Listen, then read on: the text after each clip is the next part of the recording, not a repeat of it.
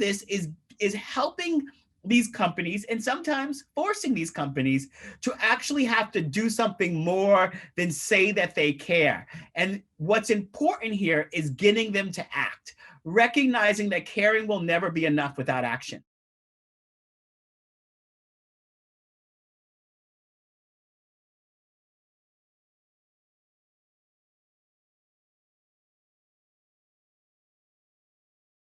You're one of the most strategic people I've ever encountered. You understand how to use the different levers of public opinion, public policy, and corporate relationships to create change. Not all of us get that. Can you explain when you say you force companies to do things, how do you work with or force a company to do a thing? Well, I mean, it's different. So I'll explain a story that's a little bit less present, but actually deeply connected to this moment we're in right now. And so right after Donald Trump got elected, we saw a lot of uprising in white nationalist groups, and these white nationalist groups were sort of actually making attacks on us and other groups. And we started to look at how do we deal with them, right? You don't go to white nationalists and say, stop being white nationalists, but you're thinking like, how are they getting their money? How are they getting their resources? And so we could go on their websites, folks like Richard Spencer and others, and we could see that you could donate money to them. You could buy paraphernalia. And so we went to the credit card companies and we're like, why are you sponsoring these groups if you're not going to if they are sort of promoting violence and all of this? You wouldn't support ISIS, but you're supporting white nationalist terrorists. And they said, oh, we understand, we're with you, but you got to go to the banks. And then the bank said, oh, you have to go to the credit card companies. Because what I recognized right away was that is all about power, right? Like everyone will tell you have to go someplace else until they don't tell you that you have to go someplace else. And so we started to build a platform, both in terms of the corporations that had joined Trump's business council and the credit card companies like Amex and the payment processing companies like Apple Pay and PayPal. And we built this platform called No Blood Money. And we started to go back and forth, and we made sure these companies had a list of white nationalist groups that were attacking Black folks, the Jewish community, Muslim community, LGBT folks that were like promoting hate and violence. And we make sure we kick the tires on that list with other organizations that do the tracking. And then we built all that, but we recognized that we had to continue to push behind the scenes until Charlottesville happened. And when Charlottesville happened, we were able to quickly turn on the sort of public-facing aspect of that campaign. And the same companies that told us that we had to go to the banks no longer told us they had to go to the banks. No law had changed. No new public policy around what they could and couldn't do. The same journalist who would get on the phone with me and say, Rashad, this really is a bank issue, trying to tell me that maybe I didn't know what I was talking about. All of a sudden, we're writing these stories about what the credit card companies should do because the context and the landscape had changed. So we leveraged the power of our membership. Now we started getting lists of these groups that they started cutting off. We're up to, we're well over 100 white nationalist groups that have been cut off from being able to process payments from these companies. And even today, as we look at, forcing Facebook and other companies to have to deal with the white nationalists on their platforms, all the ways in which they've enabled them to have voice and access to resources, we recognize that part of what we're trying to do is build power.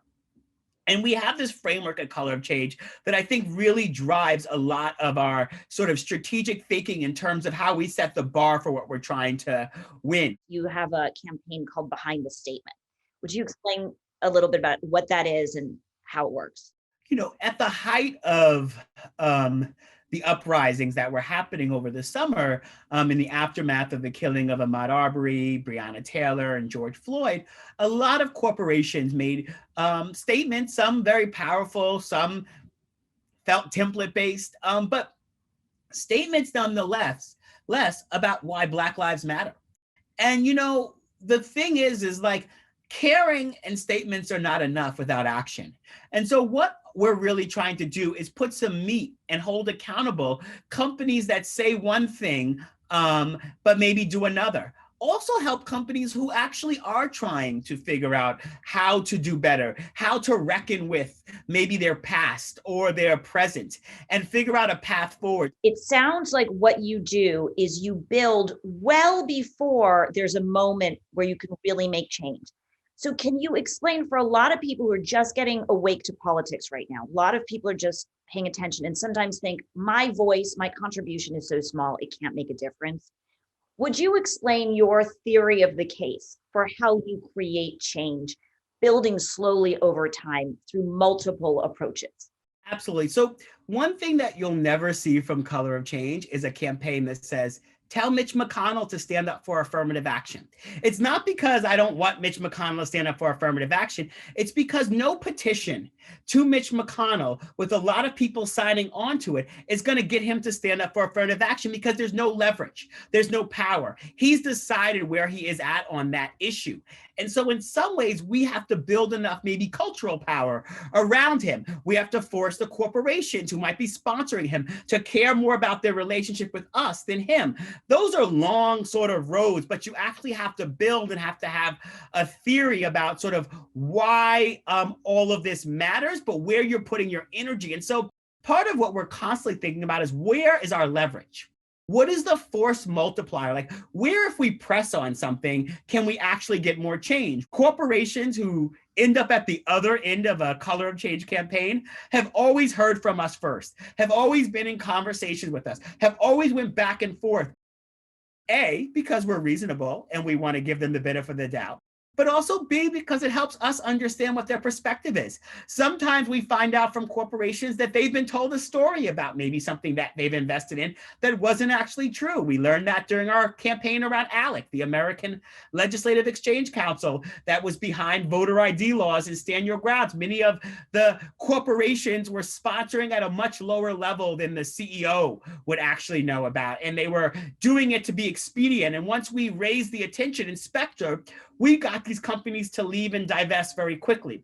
So constantly, I think a lot about what does it mean to not just be loud, but to be effective.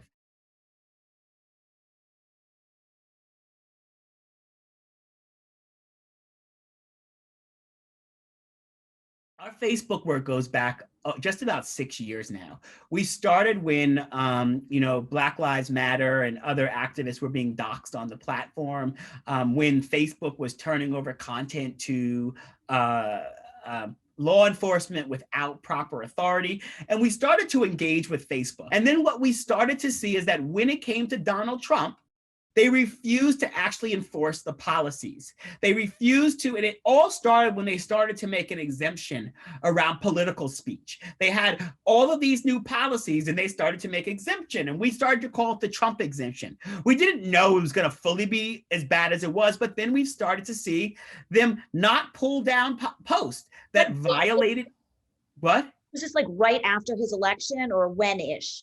Okay, so this is like heading into late 2019, into 2020, right? So this is getting more recent into the uprisings. We're seeing him lying about vote by mail in ways that are that clearly violate their policies. And so we had these posts, whether it was the looters and shooters post during the uprisings around George Floyd, or whether it lies around vote by mail, we ended up having these policies which clearly violated the four corners of the policy on paper.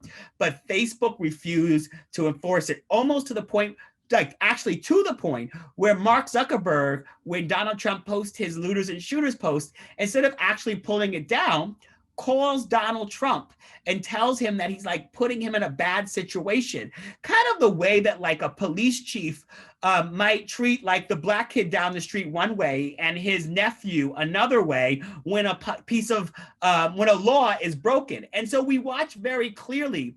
And in June 1st, when we were meeting with him about it, towards the end of the meeting, I was like, what are we doing here? We've been back and forth with meetings. And that's when I knew that the project my team had been working on and talking with other organizations about, which was this boycott, might be the only way to move forward. But at every turn, we saw safety, integrity, and security lose out to profit and growth. And so we engaged this boycott, and we engaged with the ADL and the NAACP and Free Press and other groups with this idea that if we could get corporations to make a larger statement, the way Facebook is structured and monopolies are structured, we knew we couldn't necessarily do a blow. But what we did know is that we could get them to move on more public policies. We could change the conversation in Washington. And we've actually gotten them to implement more things over time. But every single thing we get them to do is like pulling teeth. And then getting them to enforce them is not pulling teeth.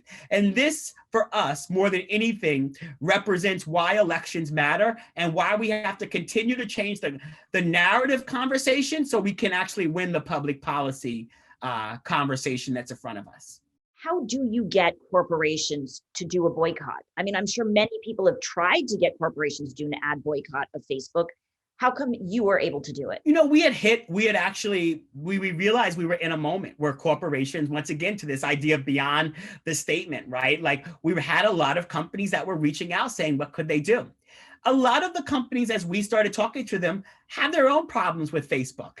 Facebook as a monopoly, it makes it really hard for them to do some of the things they want them to do.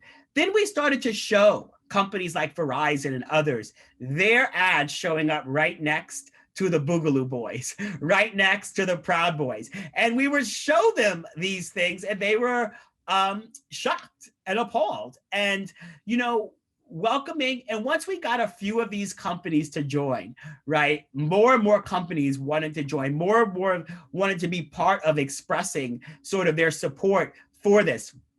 We also started to get celebrities and other folks interested in engaging. And then I think what that also triggered was a new level of energy on Capitol Hill and hopefully a new level of opportunity to think big and bold about the ways in which we hold this company that played such a role in the 2016 election, that played such a role in our lives, that has nearly 3 billion users. That's more followers than Christianity. Rashad, thank you. Thank you.